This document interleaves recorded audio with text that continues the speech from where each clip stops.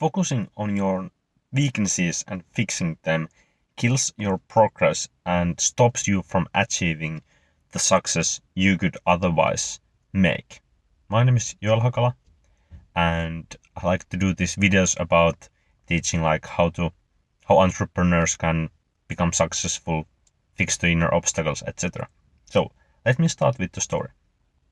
2017, I started to make simple stretching videos and guides on Facebook as videos. They got really popular. One my video went viral, I got a lot of followers, etc. I started doing online courses and whatnot, and I was really flying. I had a lot of ideas, a lot of energy. I was executing, taking a lot of action.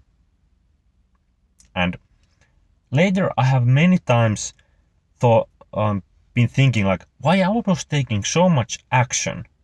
I was getting little results because I didn't yet know how to do things, and I was doing way too many things, focusing on way too many things. But I was taking a lot of action. And with like good energy and high self-confidence, like, oh, I'm going to figure things out, and I'm just going to launch an online course and get results and blah, blah, blah, get money and blah, blah, blah. Why did that happen? One huge thing was that I wasn't aware of my weaknesses and problems. You could call it personality traits or whatnot.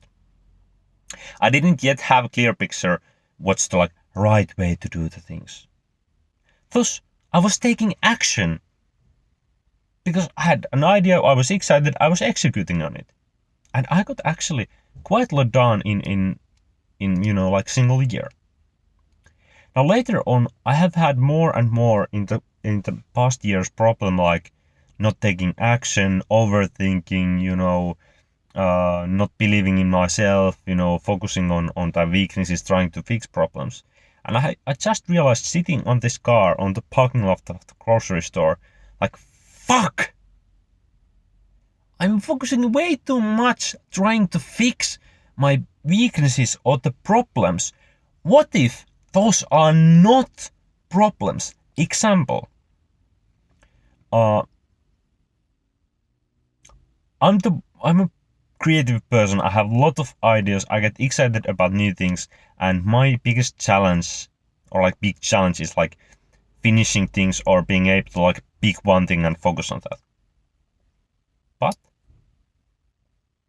what if that is exactly the strength that will make me successful, and exactly the strength that I should like strive to take advantage of? Because it's just most natural way for me to be, most natural state for me.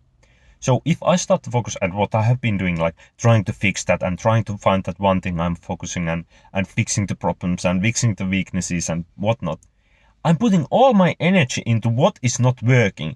I'm putting all my energy into things that I'm not good at. I'm putting 80% of my efforts into things that I suck at. And then I figure out like why things are not working.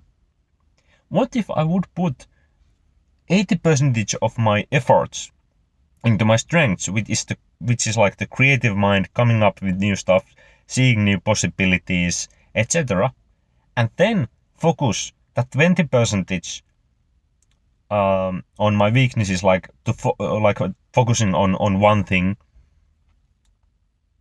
just enough to patch those problems. Like sail on my strengths as much as I can, and then patch those problems as much as needed, so that those things won't break me. So because it's like theory and practice are two different things. Yes, in theory it's best to focus on one thing, or have one goal, or like narrow and clarity, etc. But the path to that one thing or to the focus, most likely in practice the best way to achieve it isn't linear. It isn't same for everyone. Example, somebody might be really disciplined, systematic, like a person who if they start something, they follow it until the end, and they will finish it. That's their strength. But their weakness might be that they get stuck on projects that are not working anymore, are not, good projects, are not going anywhere, and they're sticking until the end just because they started those. You probably know some people who are like really disciplined, do the routine stuff every day, and even like they might use some phone or laptop or car or clothes until the end, until those broke, even though there's they would probably be more happier and more productive buying the new phone way before. And then there are the people who are jumping from different phones and different things, etc. And is it the problem? It depends about the context and the situation. So you should understand your patterns, your weakness, your strengths, and design what you are going to do and strive based on those things. Example, for a person who is focused and follows something until end,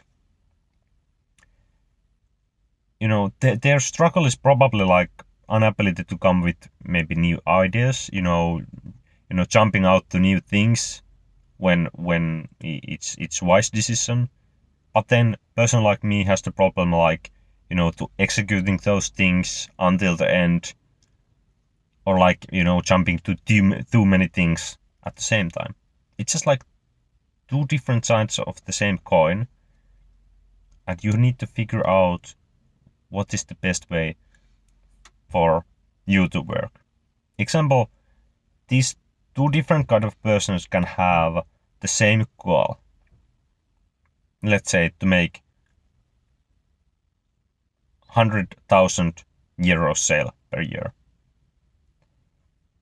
The business they need to build, or what's the best way to build business for them, for each of those entrepreneurs, is most likely really, really different.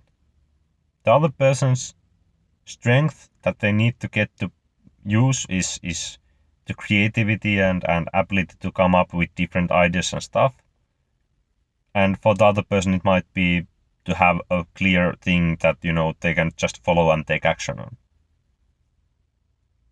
The other might be more like creative entrepreneur, maybe do a little bit different things, and then the other one might be like really doing one thing really well, or like more routine, systematic things. And this was like the newest insight I just got, like, Dan, why I focus so much on the weaknesses or problems and trying to fix those?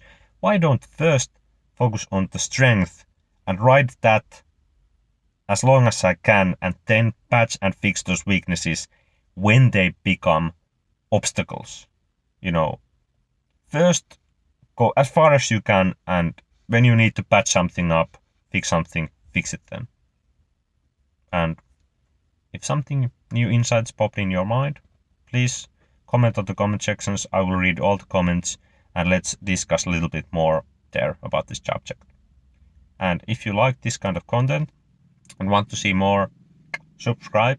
And if you want to teach the YouTube algorithm to show you more this kind of stuff, click the like button. It's a signal for the YouTube algorithm, like you like this video, and then YouTube algorithm will find same kind of videos to show you more of the type of content that you like. See you on the next video.